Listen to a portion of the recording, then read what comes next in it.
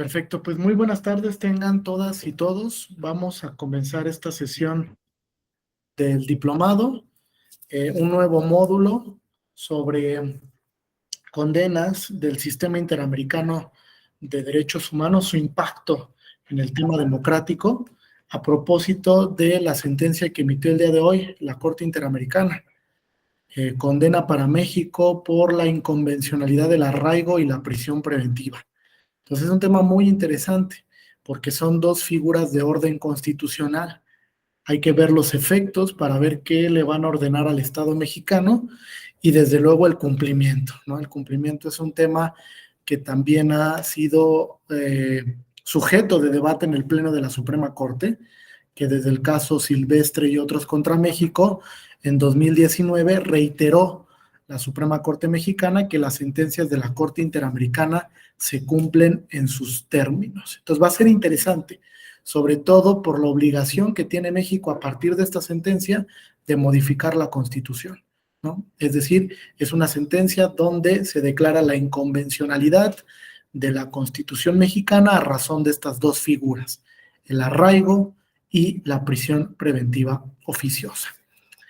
Bien, vamos a comenzar la sesión. Antes de entrar al tema de las condenas del Estado mexicano, vamos a hablar un poco sobre el desarrollo del control de convencionalidad, porque a partir del control de convencionalidad, pues surge toda la dinámica de las condenas en el sistema interamericano y el impacto que tienen, sobre todo en el sistema jurídico mexicano, con la precisión, incluso ya lo habíamos platicado, de que todos los casos contenciosos y consultivos emitidos por la Corte Interamericana son vinculantes para todas las autoridades nacionales, con independencia de si México fue parte o no en ese litigio o en esa petición de opinión consultiva, deben de ser acatadas esas determinaciones del sistema interamericano, recordando que la jurisprudencia interamericana se instruye a partir de precedentes. Es decir, un solo caso constituye jurisprudencia y por tanto es obligatorio para las autoridades mexicanas. Desde luego que hay una metodología, la voy a explicar, la metodología para la aplicación del precedente interamericano a propósito de la sesión. Y para la segunda parte de este módulo ya veremos en concreto las sentencias a las que ha sido sujeto el Estado mexicano por violación pues de múltiples derechos humanos. Entre ellos, el más vulnerado ha sido el derecho a la integridad personal, que es recurrentemente violado por las autoridades nacionales. Entonces, vamos a comenzar la metodología. Les voy a compartir una pequeña presentación y a partir de ahí vamos a ir dialogando. ¿Correcto? ¿Hay alguna duda o pregunta hasta aquí? Bueno, les comparto entonces la presentación y me indican cuando ya lo estén visualizando. Perfecto, ¿ya se ve ahí? Bien, entonces hablaremos primero sobre el control de convencionalidad. Fíjense, el control de convencionalidad pues ha tenido muchos matices.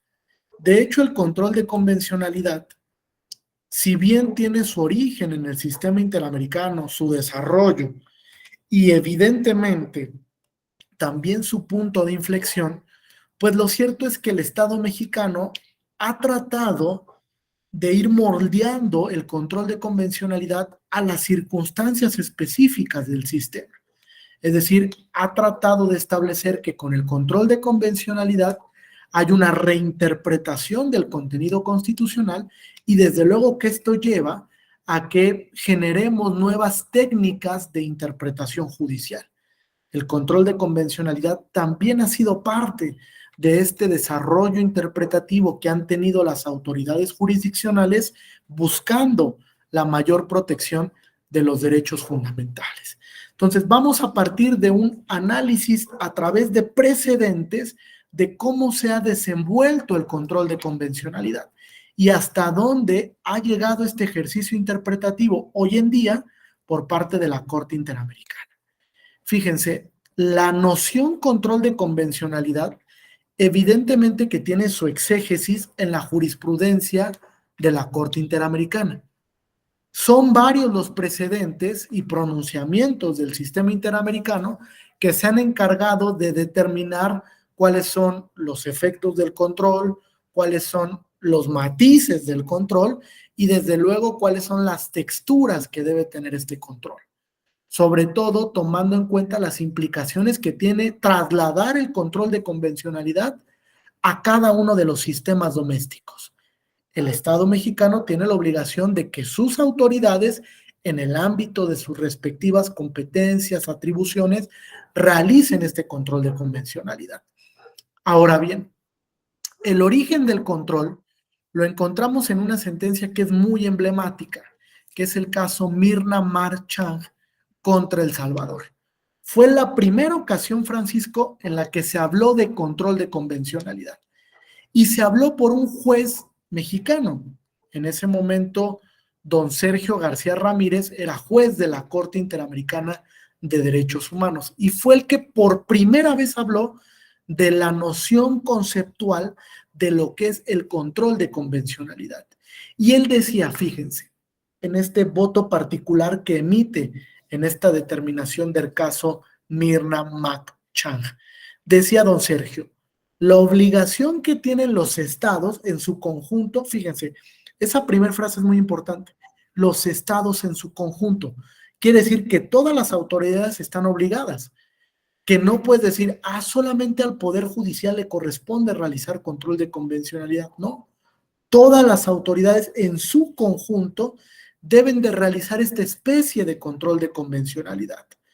La idea de control que se tenía en ese momento era un control, digamos, de conservación del derecho. Y era algo totalmente correcto. Uno de los matices del control es conservar el derecho.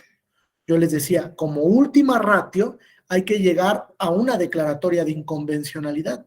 Pero si yo puedo salvar la convencionalidad de la norma, pues debo de preferir ese escenario interpretativo, tal como lo hizo la Corte Interamericana en el caso Petro Urrego contra Colombia, que es muy emblemático para el tema de conservación del derecho y sobre todo porque es un caso que relaciona los derechos político-electorales. Entonces dice don Sergio, mantener los actos así como las normas dentro de la esfera de la convencionalidad. Es decir, que los actos que emiten las autoridades y las normas de un sistema doméstico tengan que ser acordes con las normas convencionales. En ese momento, y de manera principal, con la Convención Americana sobre Derechos Humanos. Lo que se buscaba ahí era precisar que la idea de control de convencionalidad no era sinónimo de declaratoria de inconvencionalidad, sino que la idea era establecer que las normas y los actos realmente respetaban el contenido de la convención. Todavía no se hablaba de respetar el contenido de los precedentes interamericanos, sino como un primer acercamiento al control, lo que decía, bueno, deben de establecer mecanismos para que sus actos y sus normas que emitan sus poderes legislativos sean acordes con el marco convencional. Incluso él llegó a hablar de bloque de convencionalidad, como este cuerpo de normas que se integran por la convención y todos los protocolos adicionales, como el Pacto San Salvador, como el protocolo adicional de los derechos de las personas con discapacidad, como la Convención Belén do Pará, etc. ¿Vale? Todos estos cuerpos normativos que reconocen prima facie derechos fundamentales están vinculados al control de convencionalidad. Ese es el primer acercamiento. Después de esto viene un caso, una decisión, donde ya se habla del control en una sentencia, tal cual la Corte Interamericana como tribunal colegiado habla ya del control de convencionalidad y la obligación que tienen los estados frente al control. Este caso es Almonacid Arellano contra Chile. ¿Por qué es importante este caso, María? Principalmente porque la Corte Interamericana, ya como tribunal, ya no en un voto particular de uno de sus jueces, nos dice, estados, ustedes también tienen la obligación de realizar esta especie de control, pero aquí hay un matiz muy interesante que después la Corte lo reflexiona de manera muy puntual. Dice, esta obligación solo le corresponde al Poder Judicial. Es decir, solamente los órganos jurisdiccionales de los estados deben de realizar este control para verificar que las normas jurídicas internas sean compatibles con los casos en concreto, jurisprudencia interamericana, y con la Convención Americana sobre Derechos Humanos. Esta tarea, este ejercicio interpretativo, debe tomar en cuenta no solo el contenido del tratado, sino también de la interpretación que sobre el mismo haya realizado la Corte. Este es un tema medular, porque ustedes saben que en la teoría contemporánea de los derechos fundamentales, el contenido esencial de los derechos no es estático. No es que el legislador te diga, por debido proceso debes de entender esto. No. El contenido de los derechos va cambiando. Es una tarea tanto del legislador como del juez, porque el juez tiene en sus manos el ejercicio interpretativo. Y a través de ese ejercicio interpretativo va determinando cuál es el contenido esencial de cada derecho o de cada principio. Los jueces te van diciendo, por debido proceso entendemos esto. Por el tema de integridad personal, podemos vislumbrar esta fase multidisciplinaria. Por presunción de inocencia, entendemos una visión poliédrica del derecho, por poner algunos ejemplos. Entonces, este ejercicio interpretativo va fijando cómo es que se mueve el contenido de los derechos.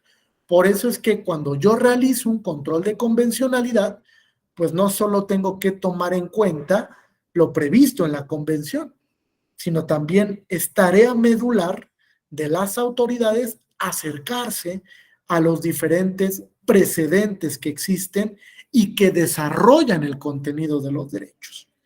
¿Correcto hasta aquí? ¿Tienen alguna duda o pregunta?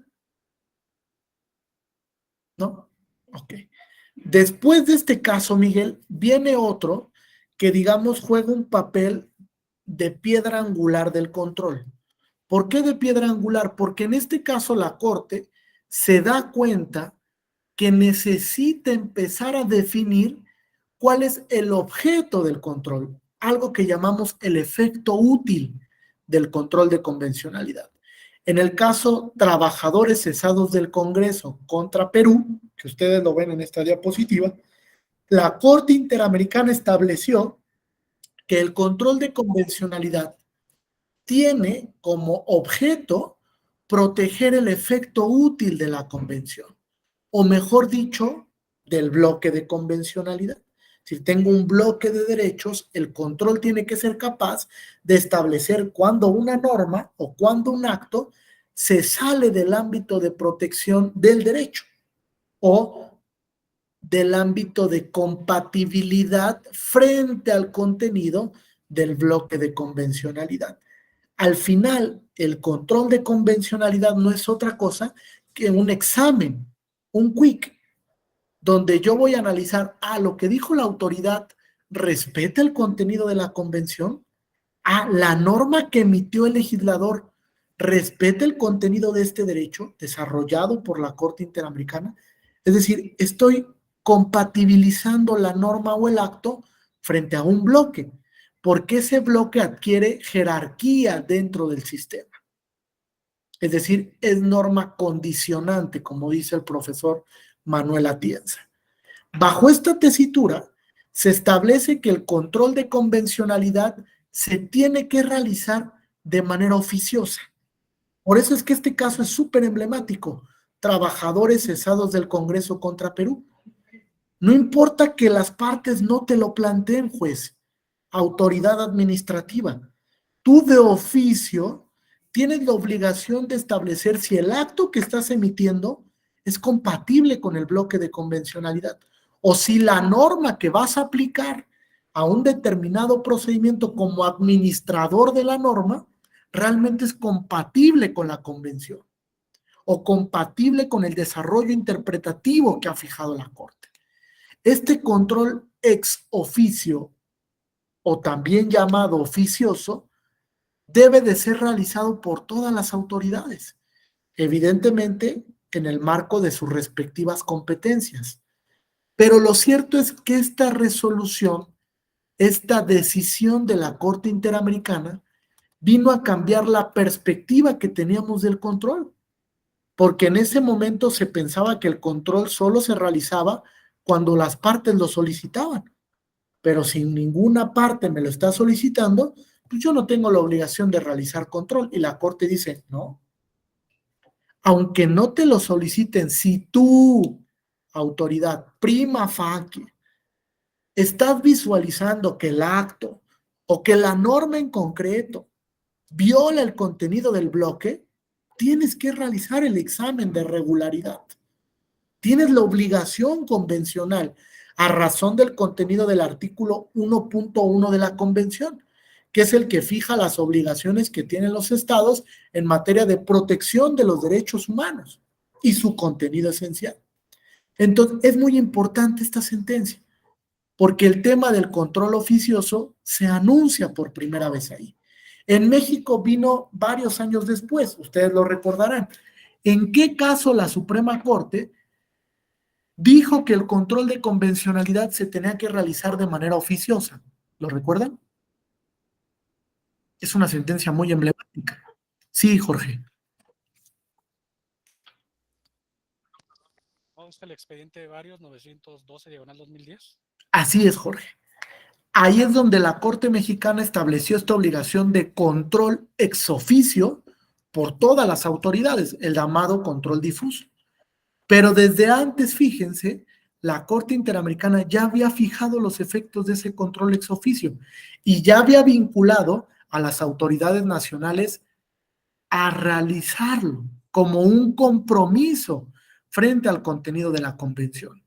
Después del caso Trabajadores Cesados del Congreso, viene otra sentencia que es muy importante, que se relaciona, digamos, con este desarrollo interpretativo, y es contra México, que es lo más curioso, ¿no? Es el caso Cabrera García y Montiel Flores contra México. En ese caso, se estableció que el control ex oficio no solo vinculaba a los órganos jurisdiccionales en un sentido estricto, sino que el control de convencionalidad ex oficio vincula a cualquier autoridad encargada de administrar justicia, cualquier autoridad. Es decir, toda aquella autoridad que formalmente sea administrativa, pero que materialmente ejecute actos jurisdiccionales, tiene que realizar control de convencionalidad. Así lo dijo en este caso Cabrera García y Montiel Flores contra México. Digamos que todo esto es el origen y parte del desarrollo del control de convencionalidad. Pero después viene una sentencia que podríamos decir es la más emblemática de todas para el tema del control. Y esta sentencia, digamos que es relevante porque la Corte Interamericana comenzó a definir los contornos del control de convencionalidad frente a los casos consultivos y a los casos contenciosos. Hellman contra Uruguay, podríamos decir que es el gran punto de inflexión del control de convencionalidad. El gran punto, donde la Corte dijo, a ver, cuando tú vayas a realizar control de convencionalidad, tienes como tarea principal que observar el contenido de las opiniones consultivas y también de los casos contenciosos. No te puedes limitar a la jurisprudencia contenciosa, no te puedes limitar. Tienes la obligación también de observar aquellas opiniones donde nosotros como Corte Interamericana hayamos definido el contenido de un derecho. Al final, la opinión consultiva lo que hace es interpretar el derecho y decirle al Estado cómo lo tiene que aplicar. Es el efecto de una opinión consultiva. Y la opinión consultiva no conforma soft law, ¿eh? Ese es un falso dilema. La opinión consultiva es de carácter vinculante para la autoridad nacional. Incluso la Corte Mexicana jamás ha hecho una distinción entre casos consultivos y casos contenciosos. La Corte habla de jurisprudencia interamericana. ¿Y qué creen? Las opiniones consultivas también son jurisprudencia del sistema interamericano. Una opinión consultiva resulta vinculante en dos sentidos: de manera directa para el Estado que lo solicitó y de manera indirecta para el resto de los estados que hayan aceptado la competencia contenciosa de la Corte. Y México aceptó la competencia contenciosa de la Corte desde el 9 de diciembre de 1998, con un decreto que emitió el presidente Ernesto Zedillo. Fíjense, aquí viene una anécdota. Cuando don Sergio García Ramírez deja de ser juez de la Corte Interamericana, que ustedes lo saben, él tiene una afiliación partidista desde hace mucho tiempo, le preguntan: don Sergio, usted ya terminó, ¿qué es lo que quiere? ¿Qué desea usted dentro de su trayectoria política o incluso dentro de su desarrollo profesional? Y don Sergio dice, fíjense, a él le debemos gran parte de la vinculación al sistema interamericano. Don Sergio dice: lo único que yo quiero es que México acepte la competencia contenciosa de la Corte. Es lo único que quiero. Y gracias a don Sergio, México aceptó la competencia contenciosa. Y fíjense, eso nos ha dado pauta para un desarrollo impresionante en materia de derechos fundamentales en el sistema interamericano. Y ha vinculado a México con un impacto democrático muy relevante también.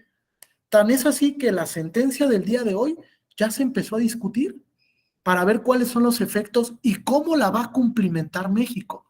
Porque fíjense, el impacto de la sentencia no solamente es jurisdiccional, es decir, no solamente la Corte Mexicana va a recepcionar la sentencia y en el Pleno se va a discutir cómo se cumple, sino que también tiene un impacto de naturaleza política, porque esa sentencia vincula per se al Poder Legislativo y lo vincula en su vertiente de poder reformador de la Constitución.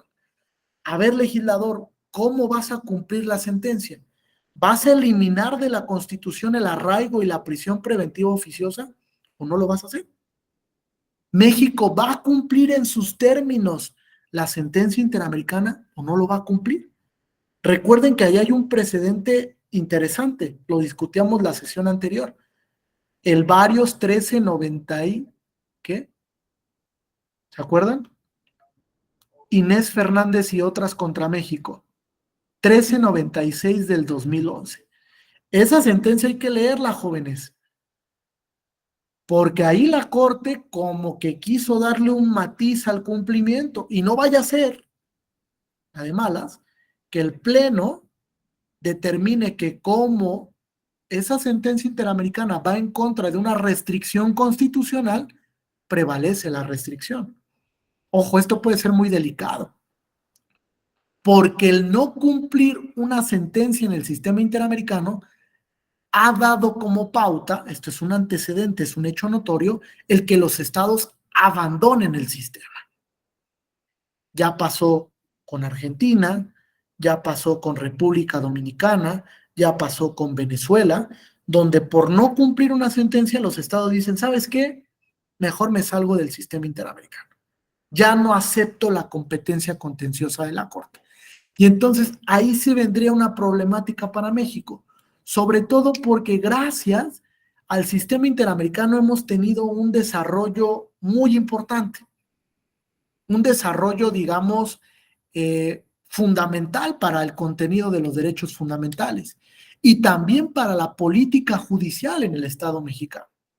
Le decía yo a la sesión anterior a Francisco, tan importante ha sido el sistema interamericano que gracias al sistema debemos la última gran reforma en materia de derechos humanos, que es todo un cambio constitucional. Representa muchísimo para el desarrollo interpretativo de los derechos. Entonces, Hellman contra Uruguay, podríamos concluir que es el caso más relevante, la gran consolidación del sistema interamericano frente al control de convencionalidad. Esa gran consolidación que buscó establecer que este control es tarea de todas las autoridades públicas, no solo del Poder Judicial, y que además busca como objeto y fin, efecto útil, el garantizar el contenido del bloque de convencionalidad y de todas las interpretaciones que realiza la Corte en su facultad consultiva y en su facultad contenciosa. Después de Hellman, digamos que hubo una ausencia de desarrollo del control. En realidad la Corte ya no exploró más el control de convencionalidad, pero hay una sentencia que yo les recomiendo su lectura, que es el caso Gudiel Álvarez contra Guatemala, donde la Corte hizo algunas precisiones importantes del ejercicio interpretativo. Y una de esas precisiones importantes es que, fíjense, el control de convencionalidad no solo se adapta y se ejerce frente al contenido de los tratados regionales, sino que el control de convencionalidad también la Corte lo ha ejercido a través de instrumentos internacionales que pertenecen al sistema universal.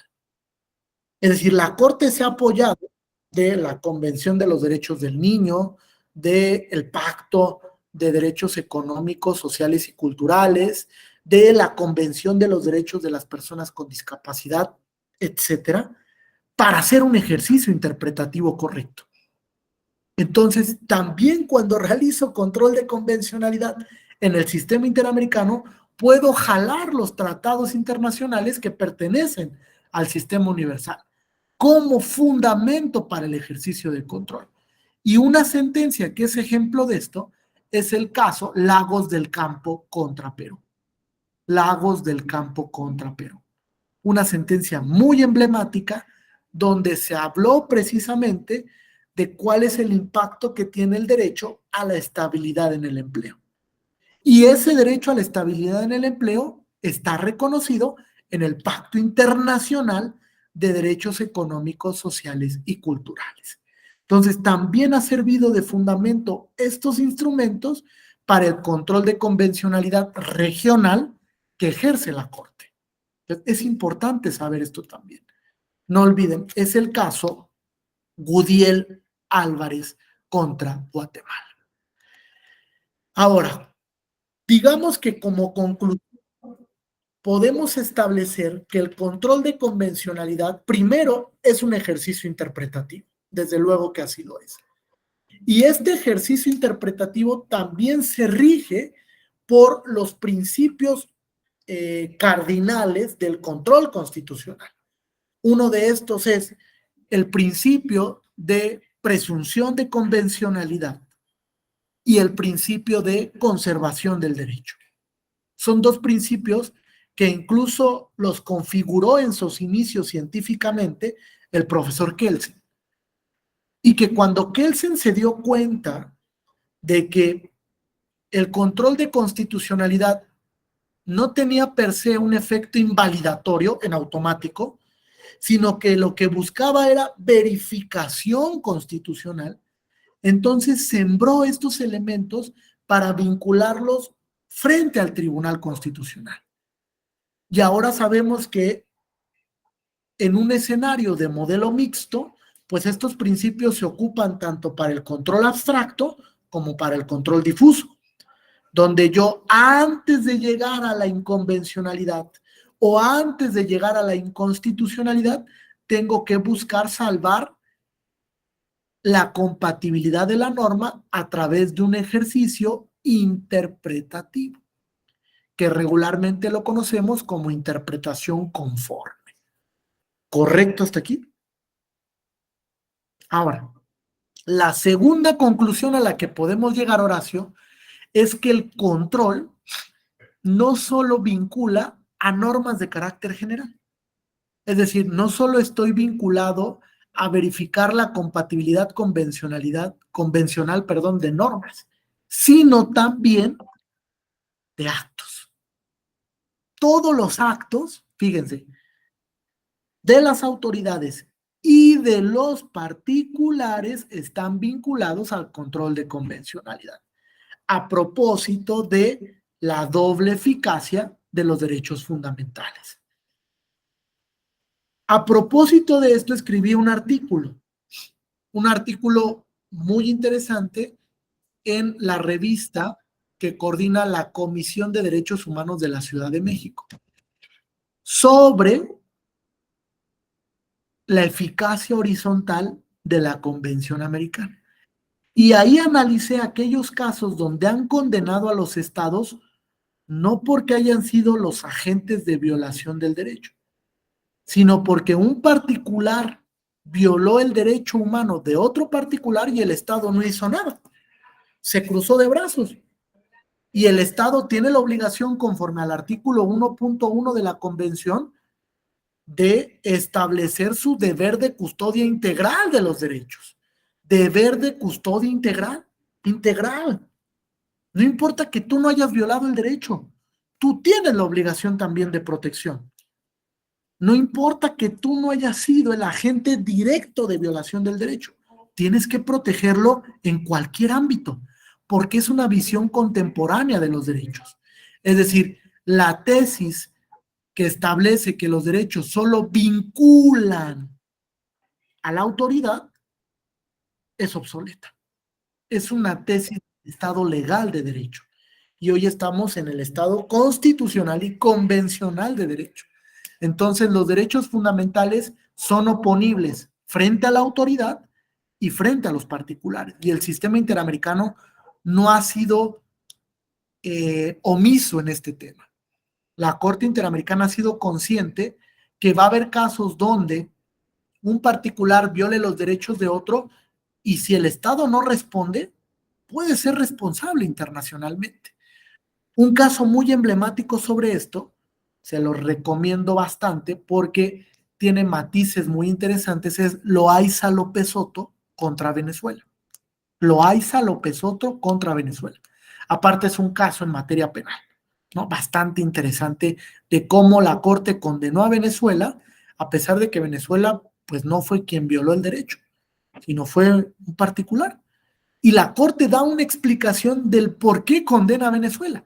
Porque, ¿qué creen? La principal defensa del Estado venezolano en el sistema interamericano fue: yo no violé el derecho. Pues si yo no lo violé, ¿por qué me vas a condenar? Y la Corte dice: ah, bueno, sí, en efecto, tú no violaste el derecho, pero ¿qué crees? No realizaste tu deber de custodia, tu deber de cumplimiento, de observancia, de tutela de los derechos. Fuiste omiso. ¿Y qué crees?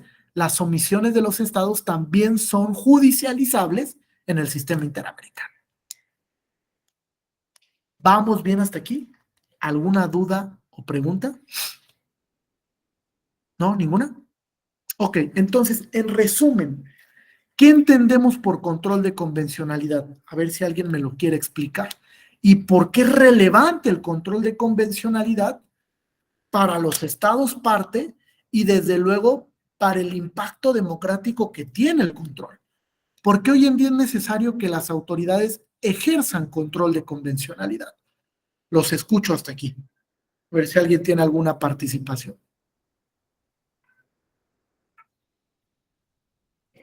No, nadie, yo sé que es viernes, pero bueno, vamos a cerrar bien la semana, ¿no? ¿Qué entendemos por control? O sea, ¿por qué creen que es importante el control? Porque si no creemos que es importante, pues, ¿para qué le exigimos a las autoridades que lo ejerciten, no? A ver, Fidel, te escucho. Sí, maestro, buenas tardes a todos y a todas. Pues considero que el control de convencionalidad es importante porque precisamente obliga a las autoridades, en este caso del Estado mexicano, a observar tanto las normas nacionales como las normas de carácter internacional, ¿sí?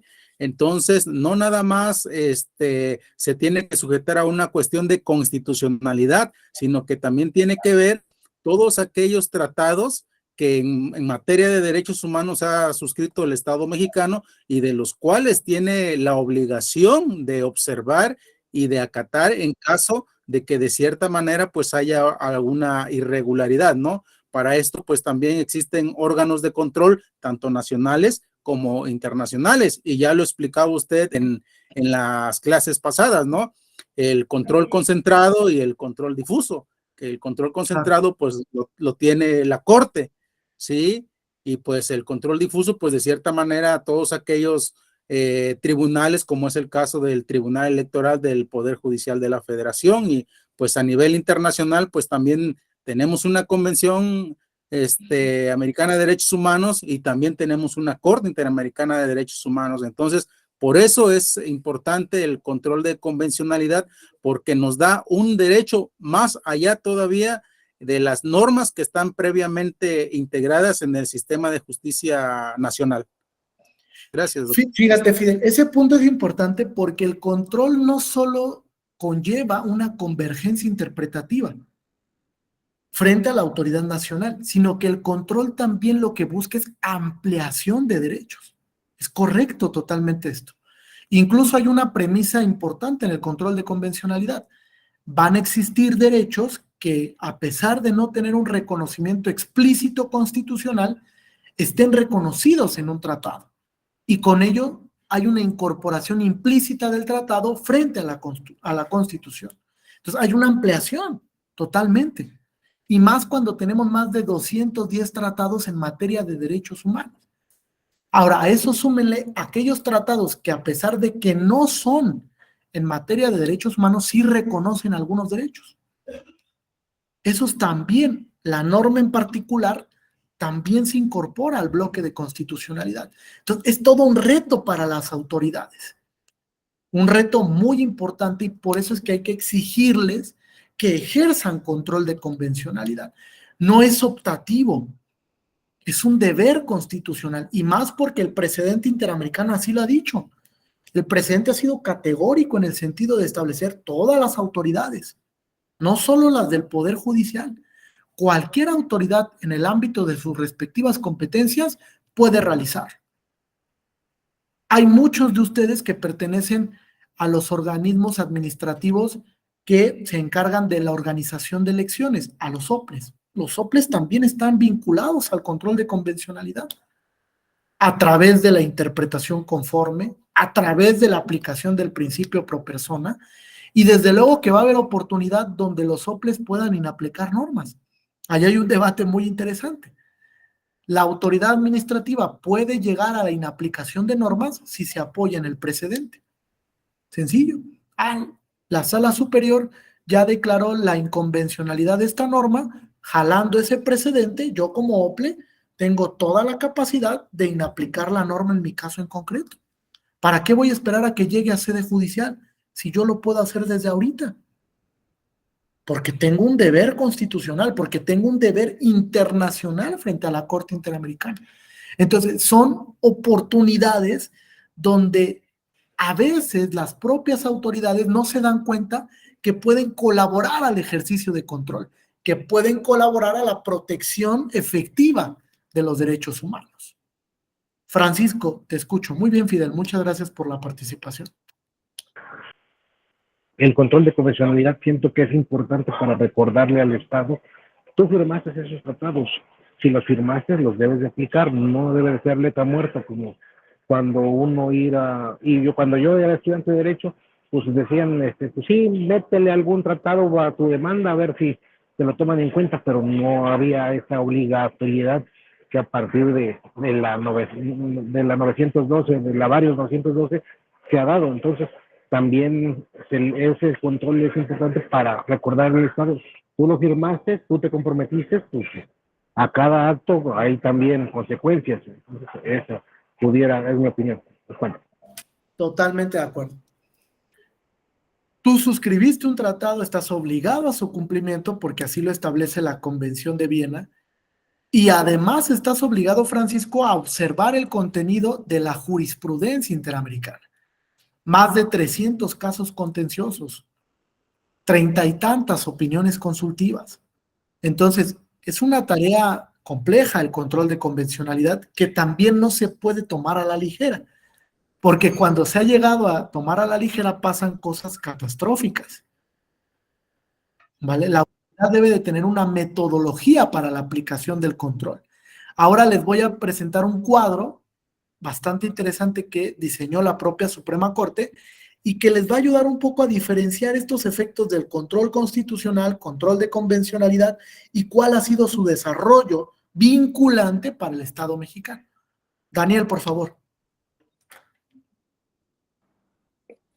Bueno, atendiendo a tu pregunta, Jesús, creo que el haber o la importancia del control de convencionalidad yo lo veo en dos puntos. Uno, como un derecho de progresividad, siempre ir más allá de una norma interna, pero sobre todo tenemos que respetar otro principio que es el pacta sunt servanda, ¿no? Es decir, pues lo que el Estado mexicano pactó está obligado a cumplirlo bajo este derecho de progresividad, y eso es a lo que nos ha llevado este bloque de convencionalidad y constitucionalidad que ya fue un hecho como tal a partir de la reforma de derechos humanos del 2011.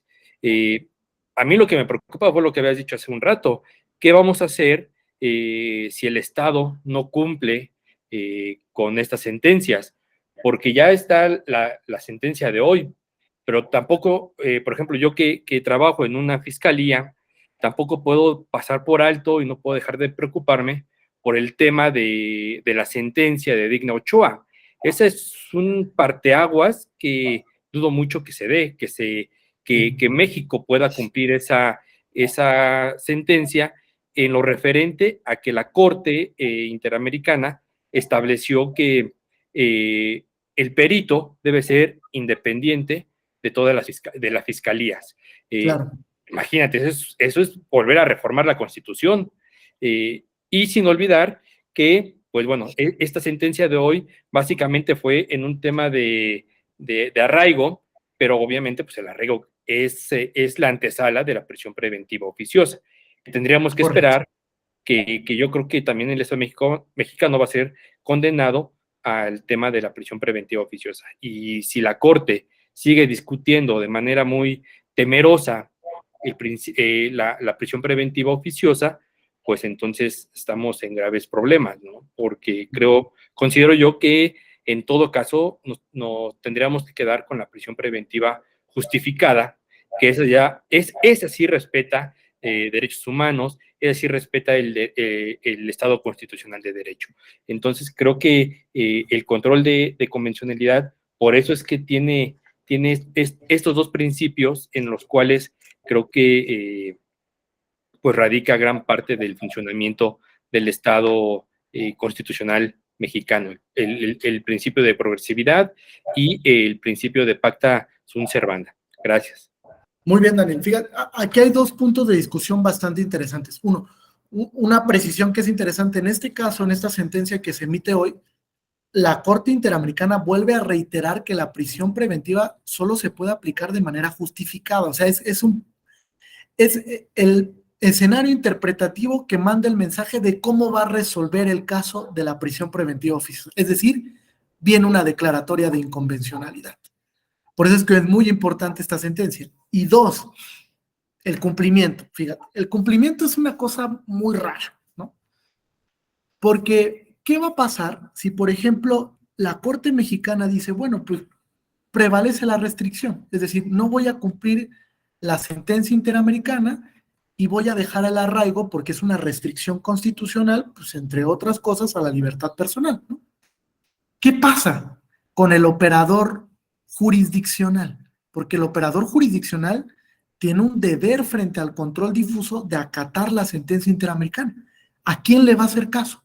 ¿A la Corte Mexicana o a la Corte Interamericana? Ahí entramos en un debate poco funcional para la actividad jurisdiccional. ¿Por qué poco funcional? Porque si un juzgador, pensemos, se le ocurre hacerle caso a la Corte Interamericana, cuando esa decisión llegue a revisión a la Suprema Corte, pues puede ser que la Corte diga, no, fue incorrecto el ejercicio interpretativo que realizaste. Entonces, la Corte sí tiene que mandar un mensaje muy puntual sobre el cumplimiento de esta sentencia. Y yo creo que el papel de la actual presidencia de la Corte va a jugar un lugar fundamental para el cumplimiento, porque creo que la ministra Piña es conocedora del sistema interamericano. Y creo que como conocedora del sistema interamericano y al presidir nuestro máximo tribunal, el mensaje que tiene que mandar es: la sentencia se cumple como bien. No hay manera de en que yo interprete algo que la Corte Interamericana no dijo. O sea, yo recepciono la sentencia y le ordeno a cada autoridad qué es lo que le toca hacer en cuanto al cumplimiento. Y una de esas autoridades es el Congreso, como poder reformador. Y ahí el debate está más interesante, porque ustedes saben que se necesita una mayoría para reformar la Constitución. ¿Y qué pasa si no se alcanza? Estamos incumpliendo un precedente. Es decir, ¿tiene el mismo grado de vinculatoriedad del Congreso? La respuesta es sí. Es más, ni siquiera se tendría por qué someter a debate. El Congreso tiene que recibir la sentencia, pasarlo a la comisión que le corresponda, que es la de puntos constitucionales, y ordenar una votación simbólica, donde todos los legisladores voten por la derogación del arraigo. Porque tengo que cumplir la sentencia. O sea, no puede ser que alguien vote en contra de esto. ¿Están de acuerdo? Porque estaríamos incumpliendo la sentencia del sistema interamericano. Entonces, fíjense, es un dilema bastante interesante. O sea, porque dentro del proceso democrático mexicano, pues hay varios elementos que se tienen que cumplir para modificar la Constitución. Y también hay que enviarle un informe de cumplimiento a la Corte Interamericana de cómo estamos recepcionando la decisión. Entonces, no va a ser sencillo, ¿eh? No va a ser nada sencillo. Porque piensen también todos estos casos que hoy están vivos o con sentencia donde se aplicó el arraigo. ¿Qué pasa si el arraigo hoy se declara inconvencional? Fíjense, es algo muy problemático para la administración de justicia. O sea, los jueces van a tener que realizar una labor titánica para empezar a analizar de manera oficiosa todos esos casos que se resolvieron con una persona que estaba arraigada. Y todas las pruebas que se obtuvieron durante el arraigo, ¿qué creen? Son prueba ilícita. Entonces, no puedes condenar a alguien si lo investigaste bajo el arraigo. Y luego ahí nos metemos en otro debate interesante. Hay un principio de cosa juzgada. Ya se juzgó, ya hay sentencia condenatoria. Entonces, ¿cómo le voy a hacer ahí para que la persona obtenga su libertad? Es algo muy complejo. Muy, muy complejo. Incluso por el propio diseño del sistema jurídico mexicano es muy complejo esto que resolvió hoy la Corte. Vamos a esperar, ¿no? Yo creo que, me anticipo un poco, la Corte mexicana va a emitir un criterio en el que va a reiterar el cumplimiento en sus términos de las sentencias interamericanas. Y si emite ese criterio, quiere decir que la Corte está aceptando que en próximos días se va a declarar la inconvencionalidad de la prisión preventiva oficiosa y que México va a tener que eliminar esta figura de la Constitución. Entonces va a ser muy interesante todo este debate que está surgiendo a propósito de esto, ¿no? Muy, muy, muy interesante. Bien, ¿algún otro comentario hasta aquí? ¿Alguna pregunta? ¿Duda? ¿No? Okay. Entonces, fíjense, el control de convencionalidad a grandes rasgos, pues es un ejercicio o examen en el que se revisa la regularidad de un acto o de una norma frente al llamado corpus juris interamericano, frente al llamado bloque de convencionalidad, con el objeto de verificar si ese acto o esa norma es compatible. Y si no es compatible, entonces, fíjense, hay dos vertientes del control. Ahora se los voy a presentar. Hay dos vertientes del control. Un control que le llamamos concentrado y un control que le llamamos difuso. Les voy a presentar este cuadro que diseñó la Suprema Corte y también voy a hacer un par de críticas al respecto. ¿Vale? Ahí me indican cuando ya lo estén visualizando. Ya se ve, fíjense, ahí la Corte, pues primero establece que es el control de convencionalidad, que todas las autoridades jurisdiccionales deben de realizarlo para velar por el contenido de los derechos y establece cómo es que se debe adoptar esta interpretación en el sistema jurídico mexicano. Y la Corte dice, bueno, en cuanto al control difuso, pues yo le digo que este se ejerce por todos los órganos jurisdiccionales. Todos ejercen control difuso. Que su trámite es incidental, excelente, es accesorio, y que sus efectos se reducen a la mera inaplicación. Es decir, si una norma resulta inconvencional, pues solo se va a inaplicar en el caso en concreto. Evidentemente con los matices que hemos planteado, ¿no? Como el interés legítimo, como el tema de los derechos difusos, como el tema de la reviviscencia que vimos en el caso en materia electoral, etc. Y después la Corte dice, bueno, y el control concentrado de convencionalidad, bueno, de entrada, el control concentrado de convencionalidad de origen lo realiza solo la Corte Interamericana, ¿vale? Porque es el último intérprete de la convención. Y como último intérprete de la convención realiza control concentrado. Tan es así que la Corte puede declarar inválida una norma, incluso una norma de la Constitución. Lo estamos viendo con el caso que se resuelve hoy. Pero la Corte le añade, digamos, una característica del control concentrado en sede nacional. Y hay dos cuestiones correctas y una incorrecta. La Corte dice, el control de convencionalidad concentrado se ejerce a través de la controversia constitucional, ¿correcto? De la acción de inconstitucionalidad, ¿correcto? Y a través del amparo. Y ahí es cuando todos decimos, ¿qué? ¿Cómo? O sea, que si en un amparo directo se plantea la inconvencionalidad de una norma, ¿eso conlleva la invalidez de la norma? ¿No? Es un control difuso, ahí la Corte se equivoca rotundamente. Y en el amparo indirecto es lo mismo, si se plantea un amparo contra normas en amparo indirecto, no hay una declaratoria de invalidez, solamente es una inaplicación con efectos, con diferentes matices, pero es una inaplicación. ¿Por qué lo preciso esto? Porque Kelsen dijo que la característica principal del control concentrado era el efecto invalidatorio y en el amparo no se puede invalidar una norma, ¿correcto? Entonces ahí la Corte comete un error rotundo. Ahora, los efectos, evidentemente como lo plantea la Corte en acciones y controversias, es un efecto anulatorio, derogatorio. Totalmente de acuerdo. Ahí la Corte sí ejerce control concentrado de convencionalidad. Pero en el amparo lo tendríamos que quitar y mandarlo al tema difuso. Es decir, a través del amparo se ejerce control de convencionalidad difuso, como se ejercen los diferentes medios de impugnación en materia electoral, donde la sala superior o las salas regionales o los tribunales locales en materia electoral tienen la facultad de realizar control difuso. Incluso yo les planteé una perspectiva de cuando una autoridad administrativa también lo puede hacer. Y sigue siendo control difuso porque el escenario interpretativo, en caso de una inconvencionalidad, solo te lleva a la inaplicación. No hay más. ¿Correcto hasta aquí? ¿Tienen alguna duda o pregunta? Veía yo una en el chat, dice Miguel. Entonces, una autoridad administrativa, aunque no se encuentre ejerciendo una función materialmente jurisdiccional, ¿puede realizar control de convencionalidad? ¿Qué le decimos a Manuel? Sí, sí puede. Incluso puede llegar a inaplicar una norma si el fundamento de la inaplicación viene de un precedente de una autoridad jurisdiccional.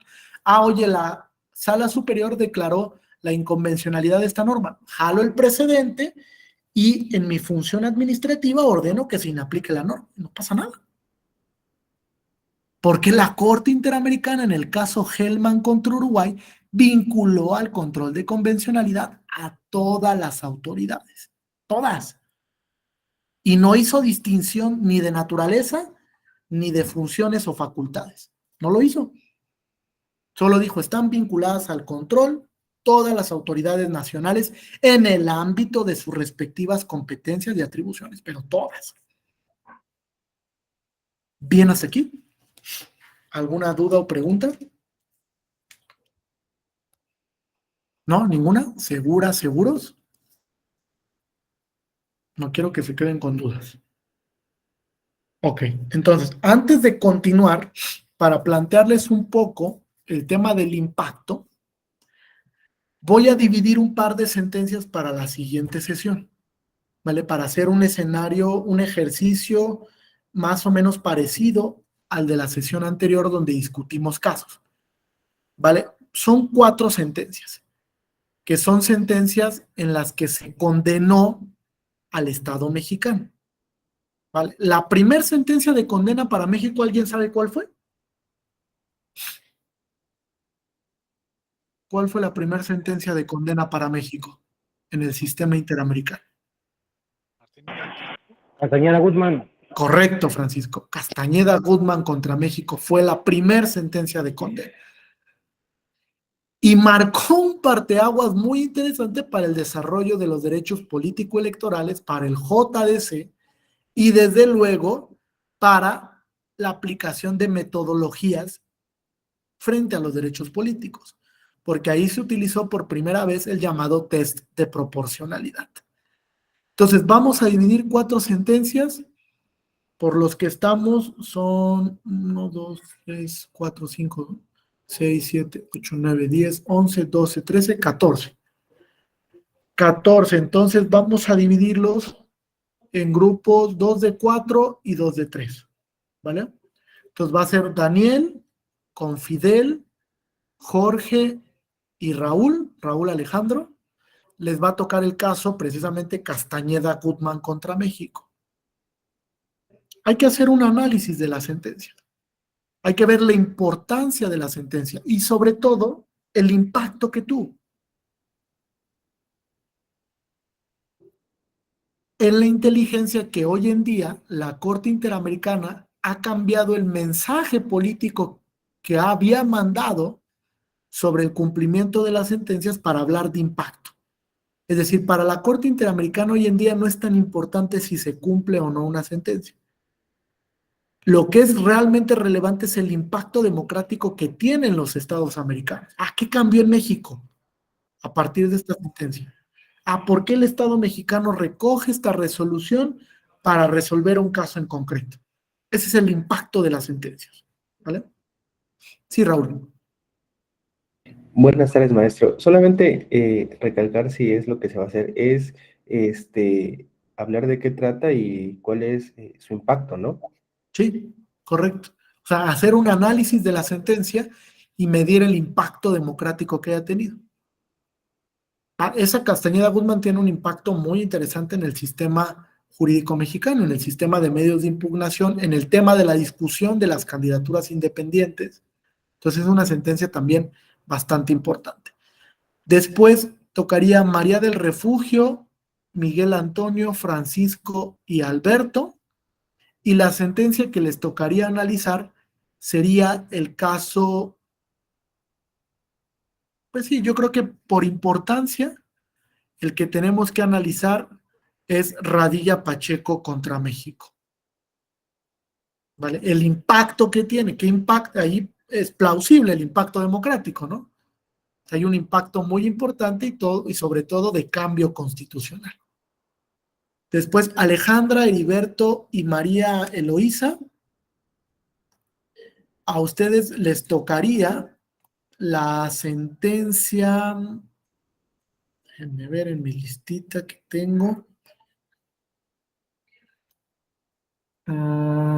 Inés Fernández y otras contra México.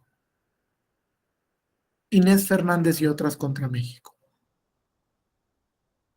Y Horacio, Samuel y Elizabeth les tocaría la sentencia. Esta es una sentencia terrorífica contra México, que es mujeres víctimas de tortura sexual en Atenco contra México. ¿Vale? Mujeres víctimas de tortura sexual en Atenco contra México. Ahora, antes de avanzar y hablar sobre el impacto que han tenido las diferentes sentencias en el sistema interamericano, les voy a explicar un tanto la metodología del precedente interamericano, es decir, de cómo aplicar el precedente interamericano en sede nacional, porque es parte del ejercicio de control de convencionalidad y la Corte Interamericana ha diseñado una especie de test para la aplicación de precedentes interamericanos, ¿vale? Este test tiene 3 facetas o 3 partes para la aplicación. La primera faceta del test lo que nos dice es análisis del segmento fáctico. Análisis del segmento fáctico. A ver, ¿a qué suena esto? Dice la Corte Mexicana, bueno, si tú vas a aplicar un caso, una sentencia emitida por la Corte Interamericana, lo primero que tienes que hacer es ver si las premisas de tu caso son parecidas o similares a las del caso emitido por la Corte Interamericana. ¿Son parecidas? ¿No son parecidas? Tengo que hacer este análisis de compatibilidad para verificar si efectivamente pues, puedo aplicar ese precedente. Porque si las premisas fácticas de ese caso interamericano no son parecidas al tuyo, pues no puedes aplicar ese precedente, porque se resolvió bajo un contexto fáctico y probatorio diverso. Entonces, lo primero que tienes que hacer es analizar esas premisas fácticas. Después, dice la Corte, el segundo paso es armonización de criterios. Armonización. ¿Qué es esto? Bueno, pues puede haber un criterio nacional que resulte aplicable y uno interamericano para un mismo caso en concreto. Y si ambos resultan aplicables, los tienes que armonizar. Sencillo. Armonízalos. Aplica el precedente nacional y el precedente interamericano, porque uno no desplaza al otro. Mientras el precedente nacional es obligatorio, el precedente interamericano es vinculante. Entonces aplica los dos para que hagas un correcto ejercicio interpretativo frente al precedente, lo que llamaríamos interpretación por precedente. Y evidentemente va a haber casos en donde no sea compatible el precedente nacional y el precedente interamericano. Simplemente yo no los puedo armonizar. No puede encajar el precedente nacional con lo que dijo la Corte Interamericana. Y ahí la Corte Mexicana dijo, sencillo, hermenéutica. Si el precedente nacional beneficia más, aplícalo. Si el precedente interamericano protege más en tu caso en concreto, pues aplícalo. Uno desplaza al otro. Ahí sí existe una especie de jerarquía del precedente, pero es solo para el caso. Solo en ese caso en concreto. Quiere decir que si después viene otro caso, pues puede cambiar la dinámica de aplicación del precedente. Solo para este caso es más benéfico el interamericano que el nacional y aplico el interamericano. O, en sentido contrario, es menos restrictivo el precedente interamericano que el precedente nacional y aplico el precedente interamericano. Sencillo, hermenéutica. A eso le llamamos criterio de selección de interpretaciones. ¿Qué interpretación para el caso en concreto resulta más favorable a la persona o menos restrictiva? Esto es aplicación del principio pro persona. ¿Correcto hasta aquí? Esa es la metodología. ¿Ven cómo no es tan compleja la metodología? Tal vez el paso más complejo, que es formal, no es sustantivo, es la verificación o el análisis del segmento. Tengo que ver cuáles son los casos que tengo a resolver y si esos casos son parecidos al del sistema interamericano, entonces sí aplico ese precedente. ¿Por qué lo digo? Porque hoy en día cometemos muchos errores en aplicación de precedente interamericano. He visto muchas sentencias donde solo se dedican a copiar y pegar un párrafo de lo que dice una sentencia de la Corte Interamericana. Esto no es control de convencionalidad. Incluso yo les diría, no sirve argumentativamente. O sea, si está o no ese párrafo, da lo mismo para tu decisión. Porque en realidad no estás dialogando con el precedente. El dialogar con el precedente es saber, ¿qué dijo la Corte en este caso? Dijo A, B, C, bueno, lo traigo al contexto de mi caso y explico por qué esa sentencia de la Corte Interamericana la voy a aplicar en sede nacional. Explico las razones del por qué. Argumento.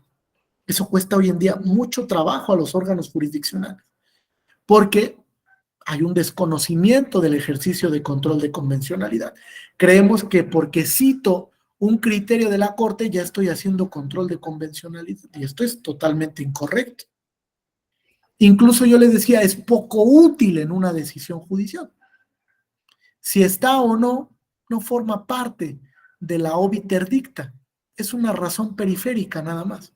Entonces, en realidad, ni beneficia, ni tampoco genera un marco de incertidumbre en la sentencia. Simplemente eso que hiciste es poco útil para el ejercicio interpretativo. Entonces, hay que hacer correctos escenarios interpretativos frente al precedente interamericano. Sí, Alberto, adelante. Esto, la Corte Interamericana, ¿en dónde nos lo hace saber al medio de, digo, para buscar la bibliografía y también abundar en el tema? Sí, no, esta metodología no es de la Corte Interamericana, es de la Suprema Corte Mexicana. Ah, ok. Y lo dijo en el expediente de la contradicción de tesis 293 del 2011. Ahí explico esta metodología en estos 3 mismos pasos que yo les estoy mencionando. ¿Correcto, Alberto? Sí, muchas gracias. Y de bibliografía, hay un Maestro, texto. por favor. ¿Mande? ¿Podría repetir el expediente, por favor, Sí, maestro? contradicción de tesis 293 del 2011, Raúl. Manda, Alberto. Gracias. ¿Ya no, Alberto? No, se quedó la manita, no le habilité, No, gracias. no te preocupes.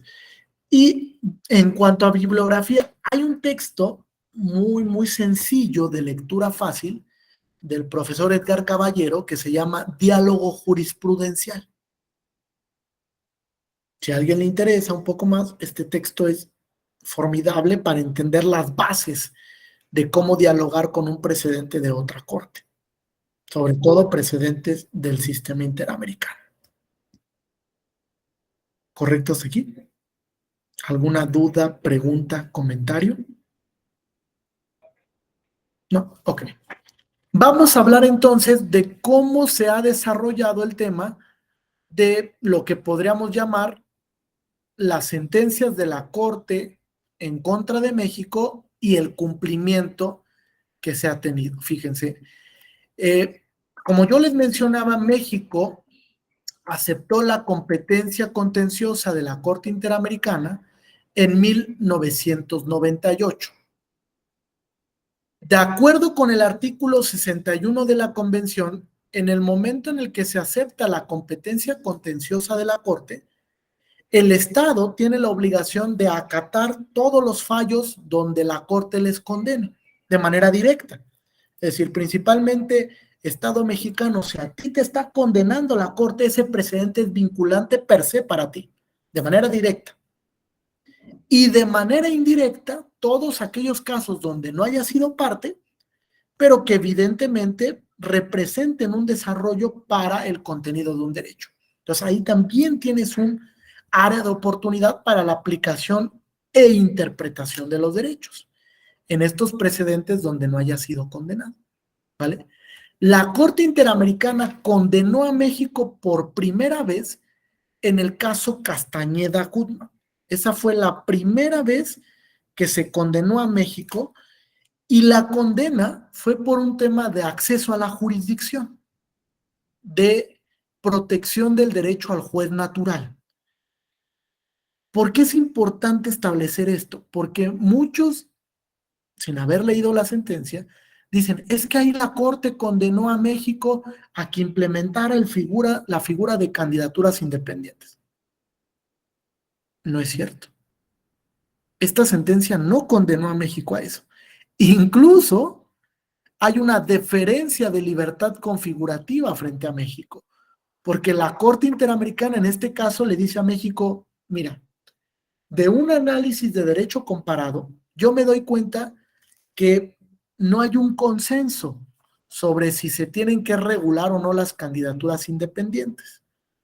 Entonces, México, yo no te puedo condenar a que modifiques tu constitución y que modifiques en ese entonces tu Código Federal de Instituciones y Procedimientos Electorales para incorporar la figura de la candidatura independiente. No lo puedo hacer.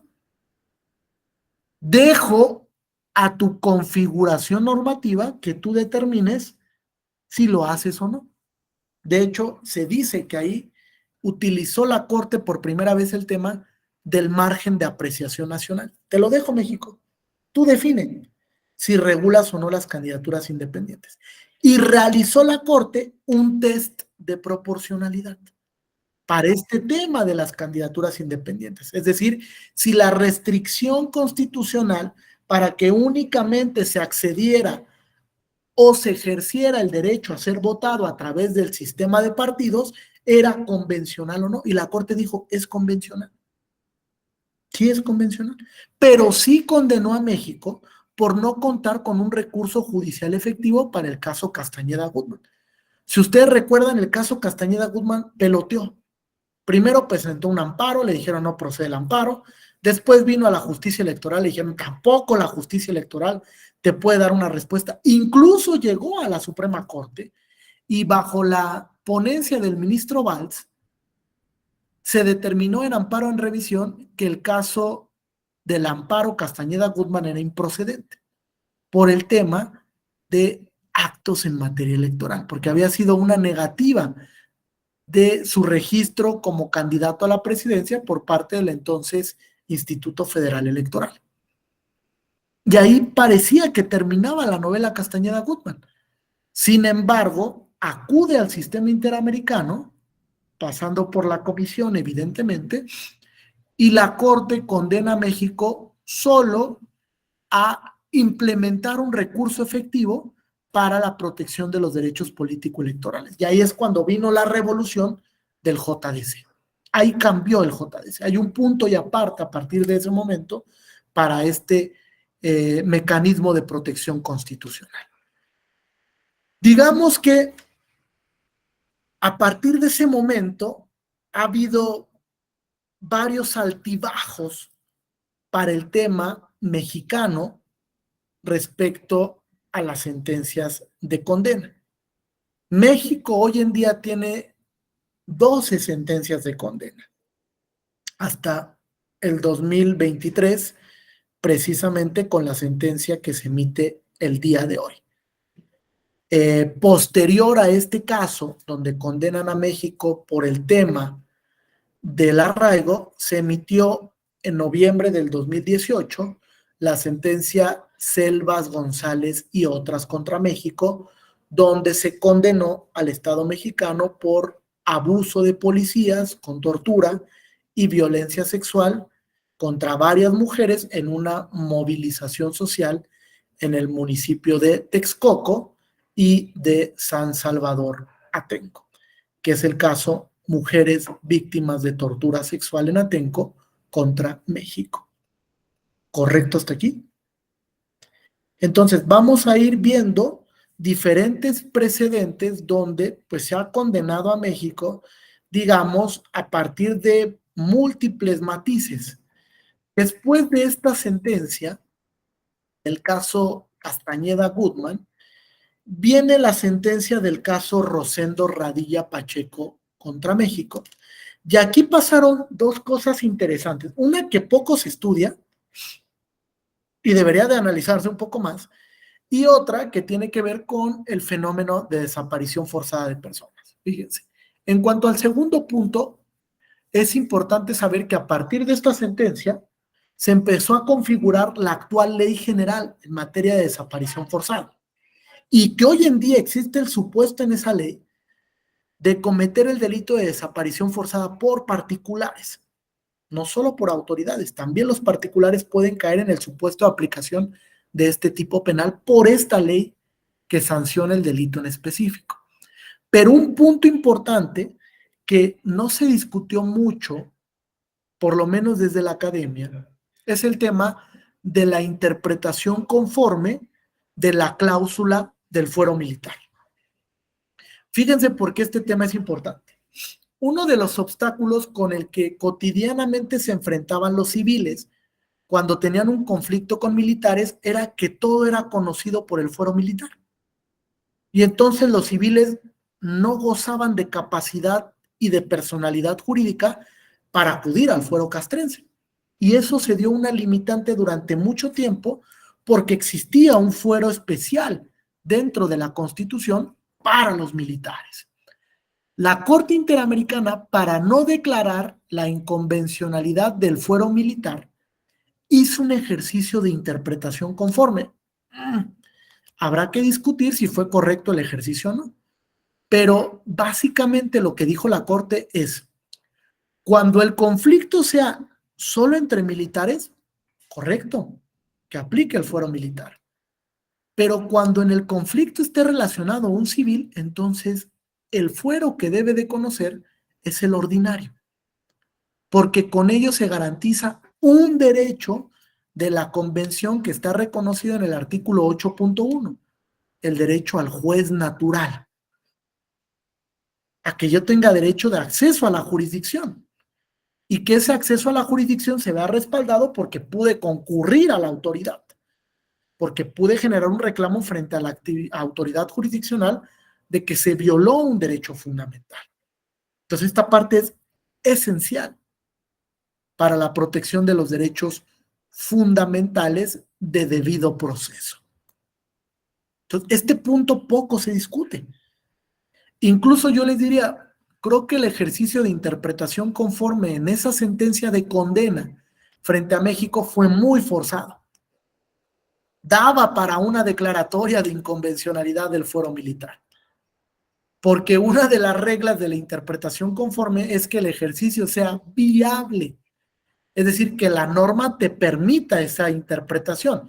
Y hay normas que son muy cerradas, muy taxativas, que no permiten ese ejercicio de interpretación o de jugar con el contenido interpretativo de la norma.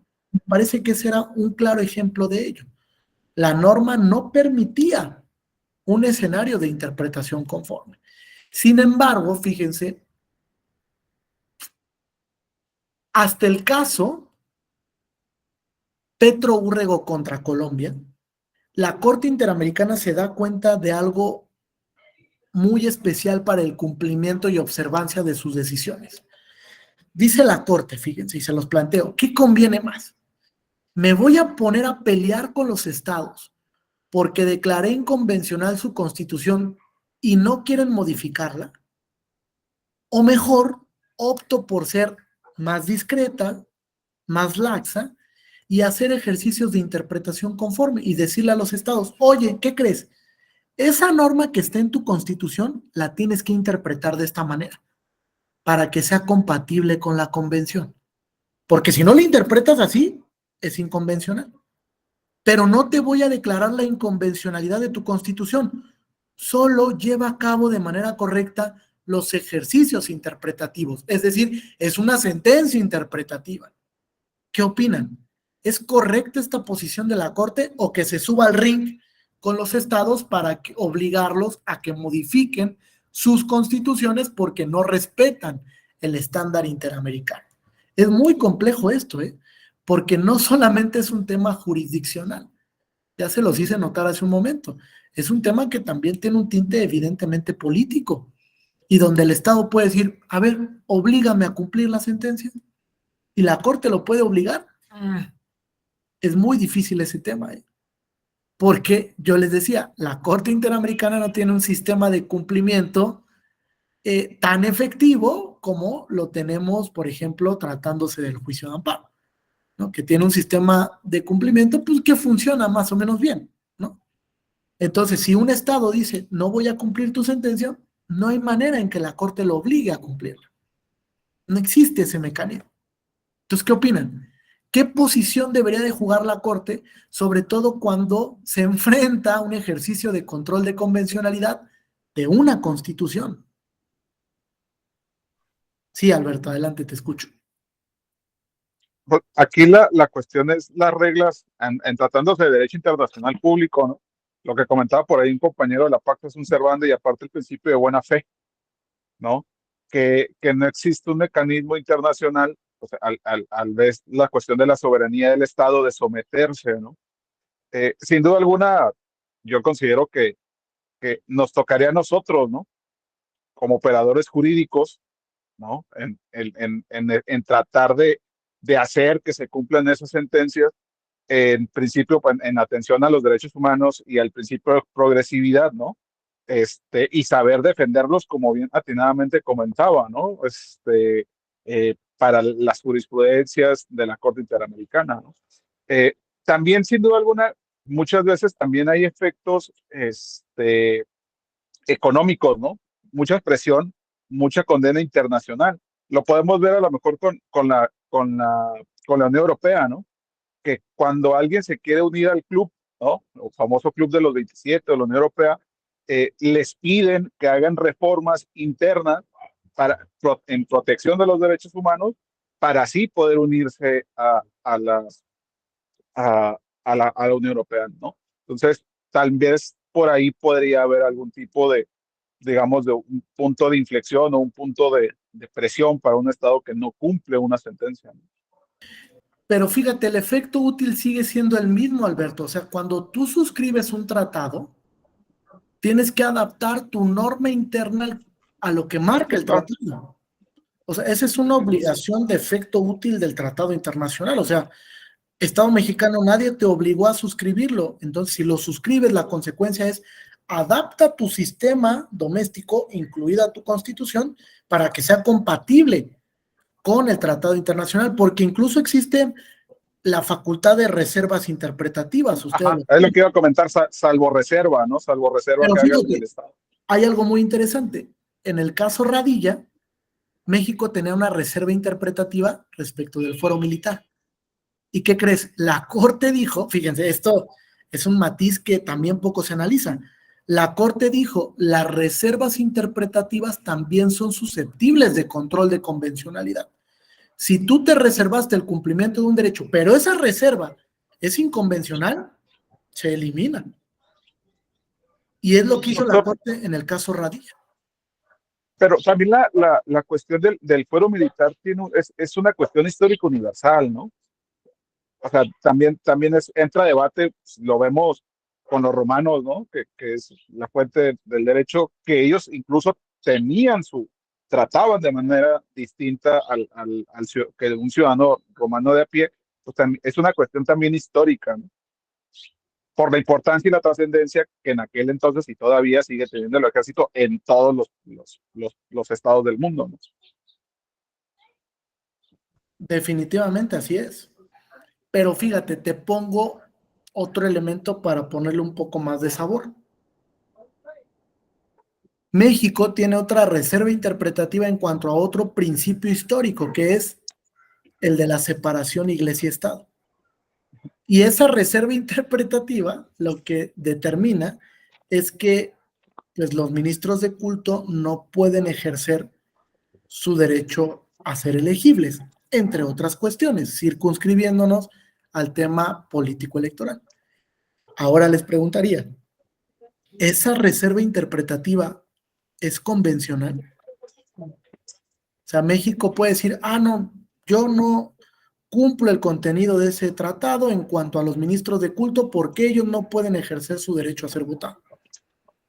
Hoy teníamos en la escuela judicial una discusión muy interesante y a lo mejor tiene en perspectiva hasta cierto punto una sátira sobre la labor de la sala, pero decía una periodista hoy en la mañana, fíjense cómo hemos llegado a extremas muy interesantes.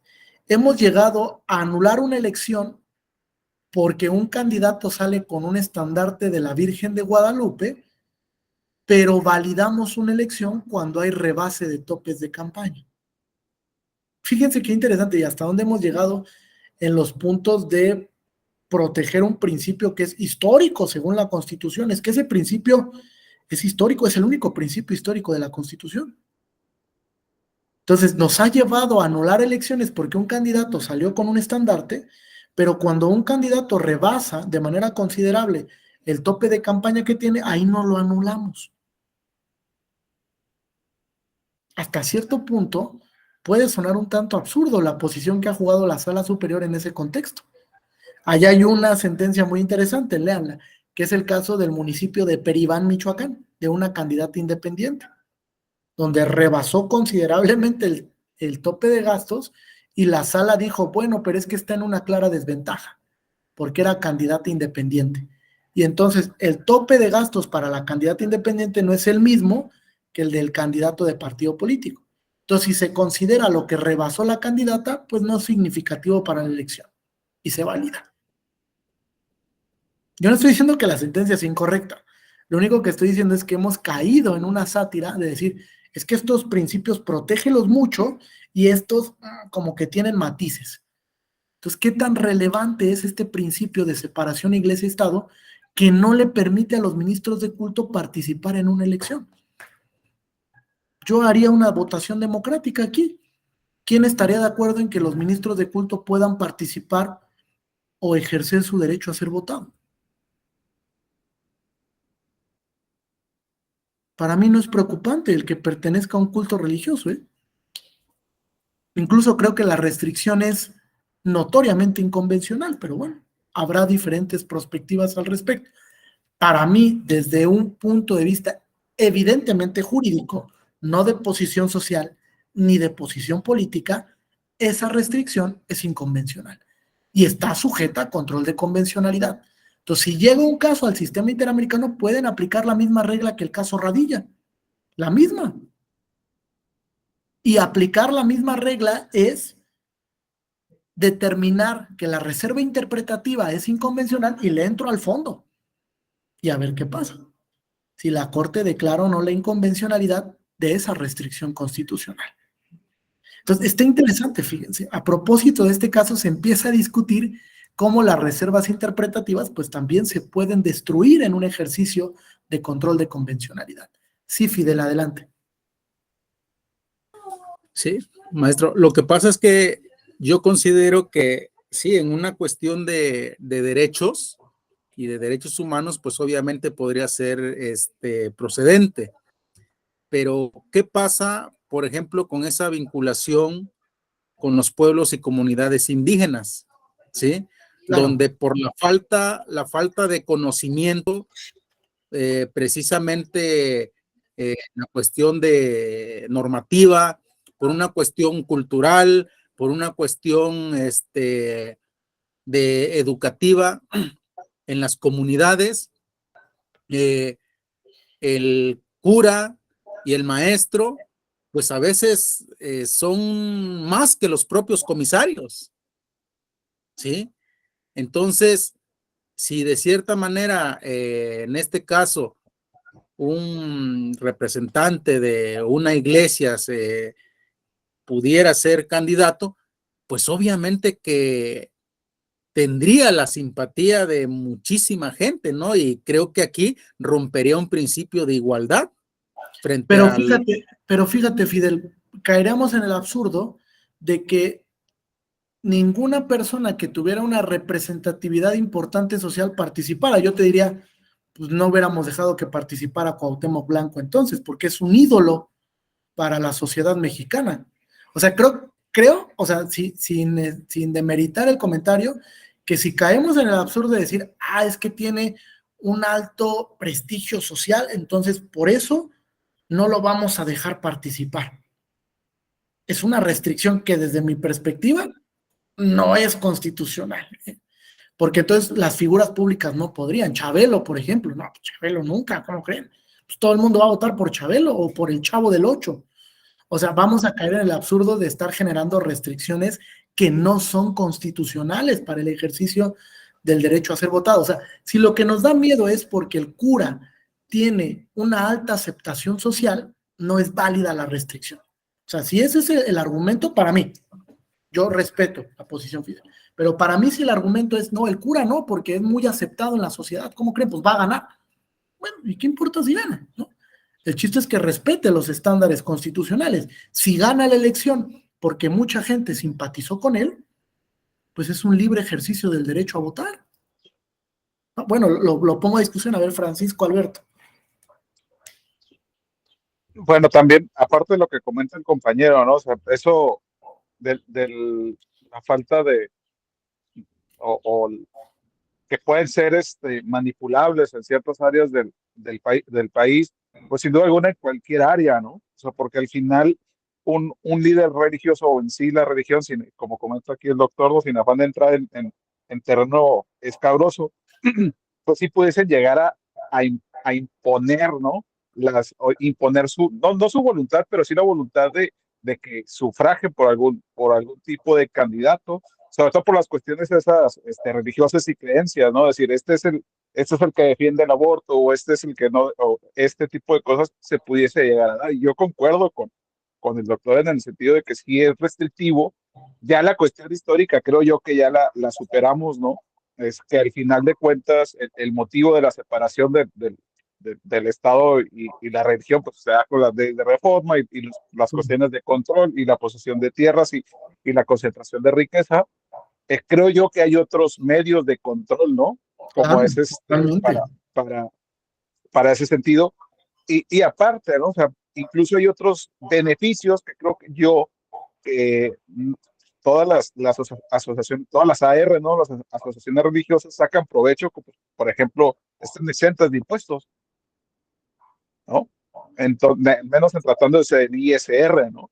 Claro. Entonces, creo yo, a mi muy particular punto de vista, esa cuestión histórica ya estaría superada. Pero fíjate, le diste en el punto, ahorita le doy la palabra a Francisco, hay otros mecanismos de control. O sea, vimos aquí el caso de la restricción de afiliarte a un partido político cuando perteneces a un sindicato. Y la Sala Superior dijo, a ver, tú no puedes prohibirle a una persona que pertenece a un sindicato que se afilie a un partido, porque esa restricción es inconstitucional. Lo que tienes que hacer es generar mecanismos para evitar que el sindicato influya en la toma de la decisión de la persona de afiliarse a un determinado partido. Es un mecanismo de control y es una restricción menos lesiva. Entonces, hay que pensar eso, que cuando hablamos de restricciones, siempre hay que buscar que la restricción, uno, sea convencional y uno, entre todas las posibles, sea la que menos afecte al contenido del derecho, la que menos afecte de todas esas. Eso lo dice el test de proporcionalidad. Entonces, es un punto muy interesante, ¿no? Yo no estoy diciendo que va a desaparecer hoy la restricción de participación de los ministros de culto, pero puede llegar un caso al sistema interamericano y vamos a entender que debemos discutir este tipo de temas porque creo que hay restricciones que no son compatibles claramente con el bloque de convencionalidad. Y ahí hay una tarea del Estado mexicano, lo dijo Daniel, lo dijo incluso hace un momento Manuel. La obligación que tiene el Estado mexicano cuando suscribe un tratado es adaptar la norma a lo que dicta el tratado y no esperar a que venga una sentencia de condena que te diga, oye, cambia tu constitución porque, ¿qué crees? No es compatible con la convención. ¿Tendríamos que esperar eso? Pues no, porque hay un deber de buena fe. Suscribí el tratado, adapto mi norma al tratado. No me espero a que venga un revés del sistema interamericano que me diga, ¿qué crees? Modifica todo esto porque está mal. No tendría por qué ser así. Habría menos sentencias de condena contra México, pero no hemos entendido el efecto útil. Ahí les recomiendo una lectura de Néstor Pedro Sagüez que se llama El control de convencionalidad y el efecto útil. Es un artículo que lo pueden ubicar en la web. El control de convencionalidad y el efecto útil. Vale, Francisco, adelante, para ir concluyendo. Bueno, pues, si no mal recuerdo, esa restricción estaba justificada por el Estado mexicano, por la idiosincrasia en que nos desenvolvemos. Probablemente ustedes que están en las ciudades, sí, ya está superado, pero concuerdo con lo dicho por Fidel, que somos de aquí del estado de Guerrero, que hay regiones en donde sí se les da cierta importancia por el solo hecho de ser una figura representativa de la religión. La idiosincrasia no es la misma en algunas localidades de aquí que tenemos nosotros cercanas a los que se dan en las grandes ciudades. Y sí, siento dolor decirlo, pero sí nos falta un poquito de madurez en ese sentido. Y esa restricción en su momento siento que deberá quitarse, pero no es el momento adecuado por esas situaciones que se dan, que hay gente que se va con la mayoría nada más porque es la mayoría. Tuvimos los casos de los linchados en Puebla por que se les acusaba de haber robado iglesias. Entonces, tenemos esos antecedentes y pues ahorita para mí sí estaría bien y está justificada esa restricción por algunos años más. Ya en su momento se podrá analizar nuevamente. Es correcto. Sí, sí, correcto, estoy totalmente de acuerdo. Creo que, bueno, estoy de acuerdo en el sentido de que sí hay una problemática social, pero creo que la problemática social no puede ser el fundamento para restringir el derecho así. No considero que sea soportable esa justificación para decir, es que como la sociedad no ha evolucionado y no hemos entendido cuáles son los matices de lo que debe incidir un ministro de culto religioso, entonces mejor bloqueemos el derecho que tienen para ser elegibles. Híjole, ahí me cuesta trabajo justificar eso. Sí entiendo que tal vez el momento no es el adecuado, pero ¿cuándo lo va a hacer? Las restricciones no se justifican por el momento histórico que se vive, ¿eh? Las restricciones se justifican porque sean o no acordes con lo que marca el contenido de los derechos. Porque si no diríamos, pues es justificable que en Oriente, en Medio Oriente, en el Islam, no se le reconozca ningún derecho a la mujer porque el contexto histórico que se vive allá, así es. Pues tampoco lo podríamos justificar de esa manera. Entonces creo que el tema fáctico sí es importante, pero no puede ser la única justificación para restringir un derecho. Y así lo ha entendido la Corte Interamericana también, ¿eh? Por ejemplo, en el caso Yatama contra Nicaragua fue claro. Es decir, el hecho de que solo haya partidos políticos de la sociedad en general no impide que haya partido político de una comunidad o grupo originario, ¿no? O sea, hay que cambiar el estándar social y ponerse a pensar que también los grupos originarios pueden tener representatividad a través de la fundación de un partido político. Entonces creo que hay que cambiar el chip del tema social, evidentemente, ¿no? Heriberto. Sí, buenas tardes. Sí, buena tarde. Sí, yo nada más abundar un poquito en el tema. Coincido con usted. Creo que esa restricción ya es injustificada. Se ha planteado como que la participación de las personas que tienen algún cargo religioso, pues en sí, en esencia, es malo, pero pues no siempre, no es así, porque también hay que recordar que muchos de estos personajes en su momento histórico pues enarbolaron causas sociales. Entonces yo creo que no está justificado, que es momento de permitir que estas personas que son liderazgos importantes pues participen en la vida democrática. Y aparte, estamos hablando del tema de derechos humanos, el tema de progresividad de estos derechos. Entonces, en ese sentido, creo que con mayor razón, pues esta restricción ya no tiene razón de ser. Ese es mi comentario. Gracias. Sí, sí, totalmente de acuerdo. Creo que, híjole, es un punto de debate muy interesante, ¿eh? Porque yo les digo, incluso la Sala Superior ha validado la restricción, pero la validó por un tema netamente jurídico, no por un tema sociológico, político. La Sala Superior lo que dijo es una restricción constitucional no está sujeta a control de convencionalidad y prevalece la restricción, con base en el criterio que había sostenido la Suprema Corte en la contradicción de tesis 293 del 2011, pero nunca le entró al tema de fondo, de si la restricción histórica es soportable en el contexto contemporáneo. Ese es el debate real. Y cuando venga el tema de superación de la restricción constitucional como criterio interpretativo, ahí es cuando le vamos a entrar de lleno. Y hay que ver qué dice la Sala Superior, ¿no? ¿Qué tipo de análisis hace y si se anima a declarar la inconvencionalidad de esa restricción? Interesante va a ser eso. Francisco. Pues yo ahí lo veía que también vemos algunos funcionarios que tenemos restricción para poder participar en las próximas elecciones. Los del Servicio Profesional Electoral dentro de los 3 años siguientes, después de que formaron parte del cuerpo del Servicio Profesional. ¿Por qué se da esta restricción? Porque se supone que tenemos algunos conocimientos o más notoriedad, y pues para ponernos en igualdad de circunstancias nos dan ese lapso de 3 años de no poder participar. Por eso sí, claro, y habría que evaluar la restricción, ¿no? Cualquier restricción, por regla general, dice Aaron Barak, es sujeta de control de convencionalidad y de control constitucional. Entonces hay que evaluar si esa restricción de participación en los 3 años siguientes realmente es válida desde la perspectiva constitucional o no. Alberto.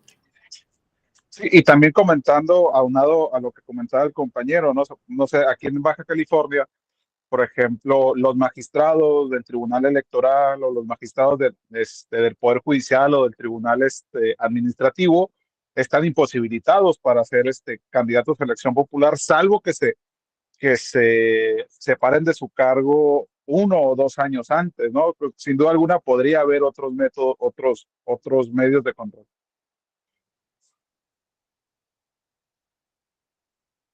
Sí, estoy totalmente de acuerdo. O sea, creo que es interesante el tema de las restricciones.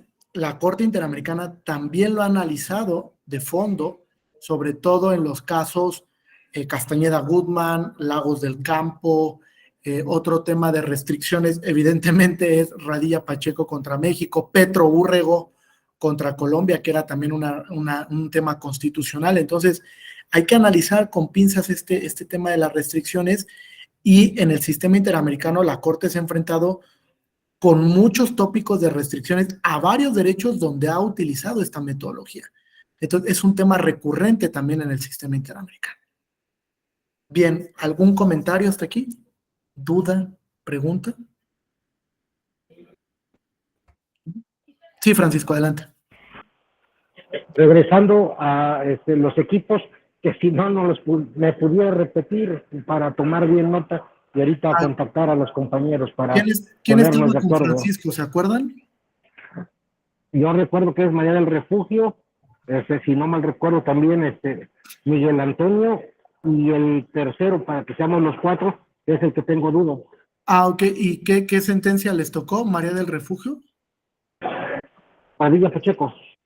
Ah, Radilla. Bueno, creo que no pasa nada. O sea, si se ponen de acuerdo 3, o si la 4ª persona recuerda que le tocó Radilla, pues también póngase de acuerdo con Francisco y con María del Refugio, por favor, para que podamos hacer todos el ejercicio. Yo también me perdí en este tema de la sentencia. Si fueran tan Heriberto. amables, ¿Quién estaba con Heriberto? ¿Alguien recuerda? Sí, María Eloísa. ¿Y cuál les tocó? Atenco les tocó a ellos, a Heriberto, es del equipo 4. Mujeres víctimas de tortura sexual en Atenco contra México. ¿No? Muchas gracias. ¿Cuál fue, Eloísa? Es que creo que no puede prender su micrófono. Inés Fernández y otras les tocó. Inés Fernández y otras contra México, Heriberto. ¿Vale? Muchas gracias. Bueno, no a ustedes. Pues muchas gracias. Preparen el ejercicio. Nos vemos el día lunes. Gracias por la atención. Sé que es viernes, ya muchos deben de estar cansados a esta hora. Sigo a sus órdenes. Nos vemos para el ejercicio del día lunes y que tengan un excelente fin de semana. Muchas gracias a todas y todos. Gracias, maestro. Hasta luego, doctor. Gracias. Bye, bye. Fin de semana.